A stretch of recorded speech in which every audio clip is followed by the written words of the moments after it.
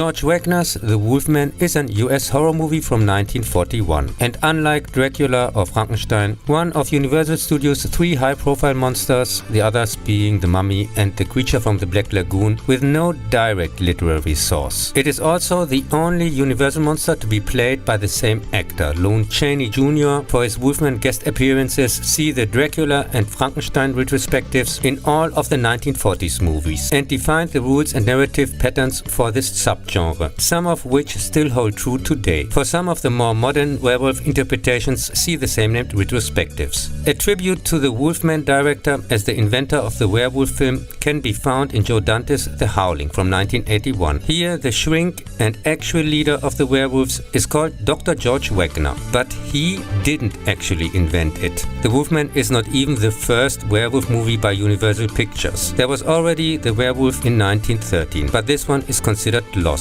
And in 1925, unfortunately not lost, the silent movie crap Wolf Blood. In what is supposedly the oldest werewolf feature, albeit without a conventional transformation scene, it's more about a man who turns out into a very violent man. Canadian lumberjack foreman Dick receives, after losing a fight, an emergency blood transfusion from a wolf, because the doctor/quack had no other blood available or something. The dull mess is not really a horror movie. In one lousy scene near the end, Dick has nightmares in which he runs with a pack of ghostly wolves that kill the lumberjacks of the competition. It's primarily about the 2 competing companies, his romance with the female boss/doctor's fiancée, and the suspicion that he could be a werewolf after his horse cure. There are also accusations of murder, which turn out to be wrong, like my decision to waste precious lifetime on this turd.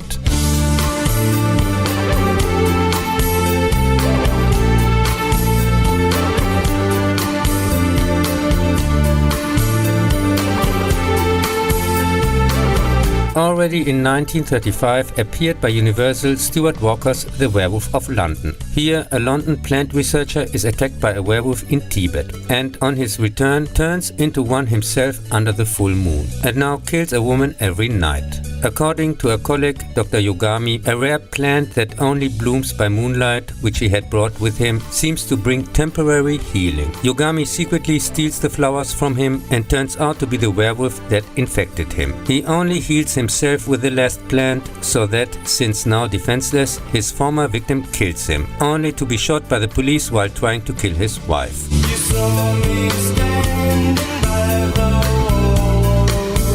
the corner of a main street, and the lights are flashing on your windowsill. This unintentionally comical piece of junk can neither come up with a good story, it's completely nonsense, nor with really interesting makeup effects, as the main actor refused to work under the original makeup design that was later successfully used in Wolfman. He also acts quite human in werewolf form, with a suit, cape held in front of his face like Dracula? Is that supposed to be a parody?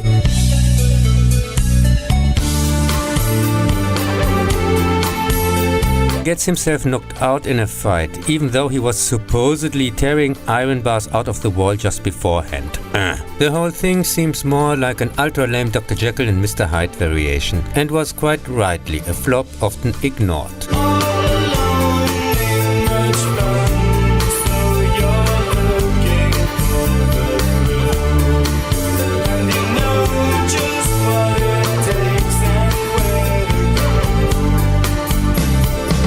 After 18 years, Larry Talbot returns from America to his family's castle estate in Wales. There he buys a walking stick decorated with a wolf's head from Gwen in an antique store and makes an appointment with her. Her friend Jenny joins them to have by the gypsy Bela, played by Dracula himself, Bela Lugosi, in the forest in disbelief his fortune told. When Gwen's friend is attacked by a wolf, he kills the animal with the silver knob of his stick and is bitten in the process. However, the police only finds Jenny, with her throat torn out, and the dead gypsy. Bela's mother explains to Larry that his bite has brought the werewolf's curse upon him, with the pentagram as its sign, which every werewolf wears and sees in the palm of his next victim, and that he can only be killed with a silver weapon. But Larry refuses to believe this, transforms in the night, and a gravedigger becomes his first victim. While the police are in the dark, the population suspects the aristocrat and forms a lynch mob.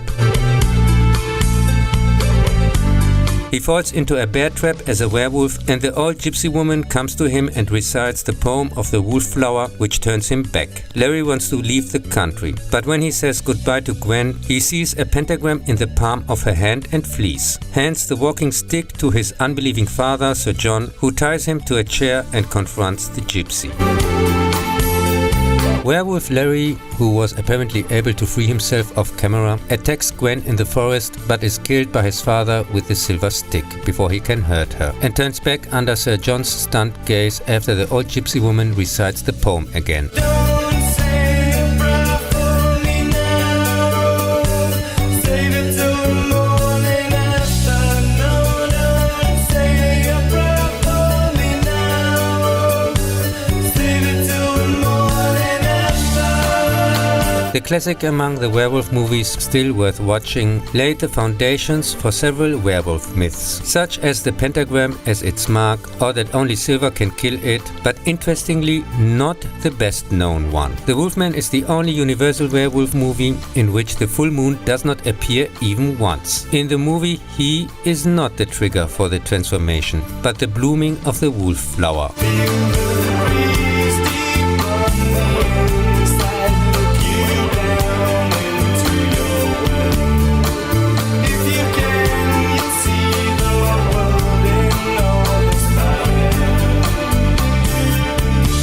In 1961, Terence Fisher's British horror drama The Curse of the Werewolf is loosely based on Guy Endor's The Werewolf of Paris from 1933. In 18th century Spain, a deaf-mute girl is raped in prison by a tramp because she rejected the advances of the Count of Sinestro.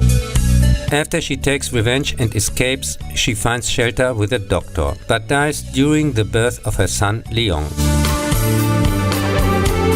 As a child, Leon is prone to seizures under the full moon, and as an adult he finally turns into a werewolf and goes on a rampage through the countryside, until his foster father finally redeems him with a silver bullet to the heart. Take a chance like old dreamers game. Find another way. You don't have to dream it all. Just live a day.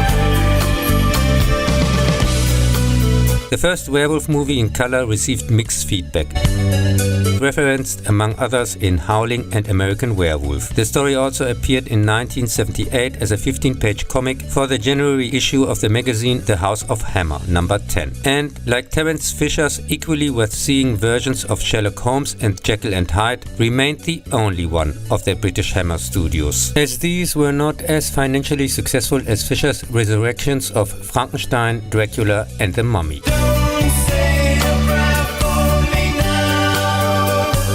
Save it till the morning after. No, don't say a prayer for me now. Save it till the morning after.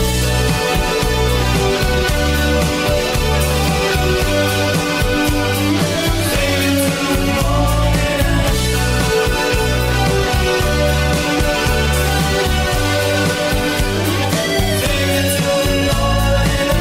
after. 2010 saw the release of Joe Johnston's Wolfman, as R-rated remake of the 1941 classic, set in 1891. Here too, a son returns from America to the castle estate in England because of his brother's death, and turns into a werewolf himself after a nighttime attack. What is new, however, is the family curse. The father turns out to be the werewolf, and in the final the two werewolfies fight each other.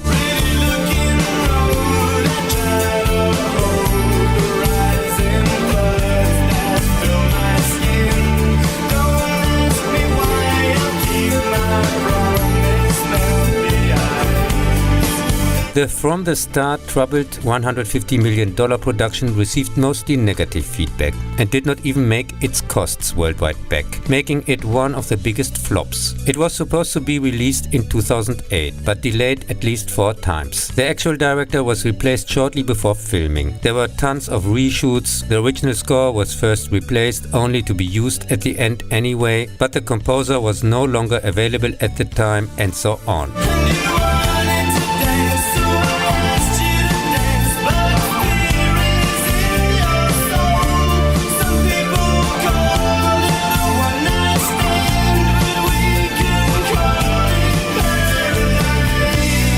Despite a good cast and some unusually brutal gore interludes, the movie spreads most of the time, also thanks to the harebrained story and the stupid twist with the father, which makes no sense at all, sheer boredom, interrupted by some well-made action sequences.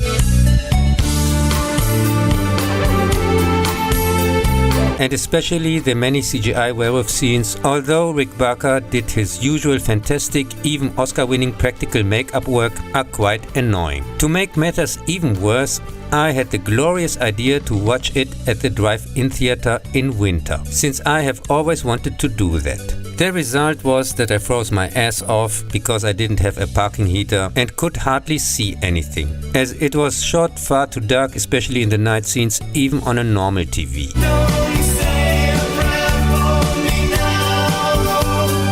Save it till the morning after. No, don't say a prayer for me now.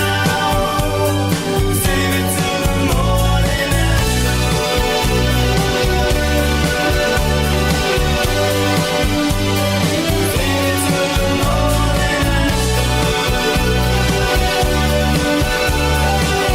In 2025, Blumhouse released another alleged remake directed from the same guy who was already responsible for the horrible Invisible Man abomination in 2020, already autopsied in the same named Swan song. In Lee Whannell's Wolfman, the unemployed writer/houseman Blake visits, along with his high-earning career wife and daughter, his rural remote childhood home after his estranged stern father mysteriously disappeared, now after years officially declared dead. At night he has an accident and the family is attacked by a strange creature which injures his arm and barricades itself in the house, and he begins to behave strangely and to slowly transform.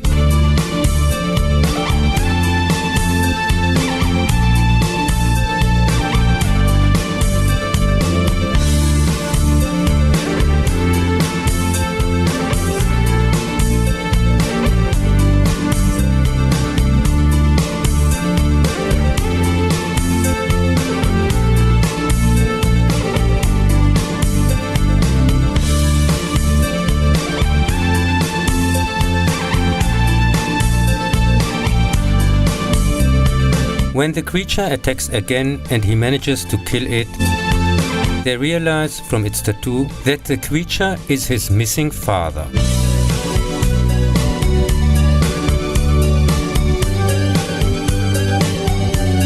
The $25 million production rightly received mostly negative reviews. The entire movie is just about Blake's puke-boring, painfully slow transformation, similar but not nearly as interesting as in The Fly from 1986, and made in its first weekend more than 10 million alone in the US back. And once again, much like the Invisible Man feminism manifesto, a woman protects herself, and in this case also her daughter, from her violent man by killing him in the end.